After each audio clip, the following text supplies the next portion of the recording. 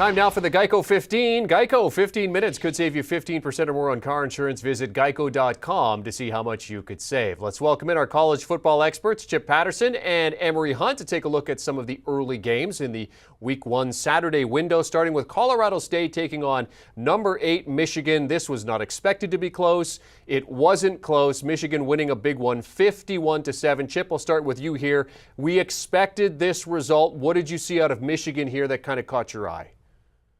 I'm going to focus on the defense because this was a Michigan defense that lost so much experience. We focus a lot on Aiden Hutchinson, David Ajabo, Dax Hill, but it was at all three levels, returning starters or starters who are gone, new blood that has to get in there. Defensive coordinator goes back to the Ravens. And that group was absolutely dominant. They had some of their own transfer portal help to be able to beef up that defense, but that group just from the start really put the clamps on Colorado State, a Colorado State team led by Jay Norvell that I thought was going to be more successful offensively than they were in this game.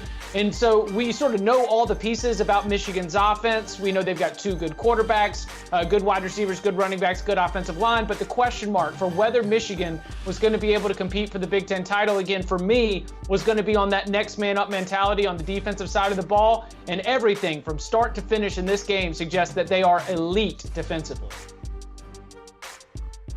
Yeah, and I'll just follow up with that, Chip. I look at that secondary just to go even further. When you're facing a team that wants to spread you out and try to hit you with a short pass and take the shot deep down the field, you like that the secondary was lockstep with these receivers. They were driving on the football. They were breaking up passes, and they were working in unison with those guys you mentioned up front, that pass rush, which harassed those quarterbacks of Colorado State all game long. So like you, I was very impressed with the defense, but more so with the secondary and how they played this particular team in this particular offense. Let's talk about this quarterback battle, which of course is getting all the attention. Cade McNamara started this first game. J.J. McCarthy came in relief late, went 4 for 4, had the rushing touchdown, threw for 80 yards. He's going to start the second game versus Hawaii. Emory, in terms of this quarterback battle, did you see anything that separates the two at this point, or do you think it's going to take a little bit more time for them to decide on who exactly is QB1?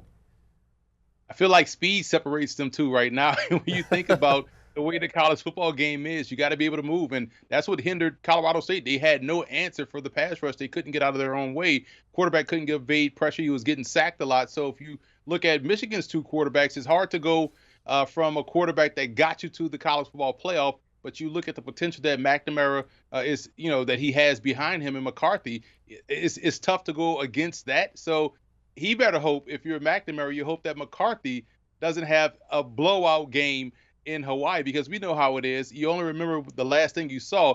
And yeah, we just saw McCarthy go in there and run for that touchdown and could enhance this already powerful Michigan run game. Yeah, the versatility, the dynamism that you've got right there with McCarthy, with being able to move, being able to make plays on the run. And to me, it showed up in some of the first half drives when Michigan wasn't able to punch it in, where Cade McNamara would lead Michigan right down the field, but they ended up having to settle for field goals despite being in scoring position. And at that time, I was wondering if J.J. McCarthy was in there, how would that change the play calling? How would that change the execution? How would that change the results? Would McCarthy's legs have allowed Michigan to score touchdowns instead of having to settle for field goals?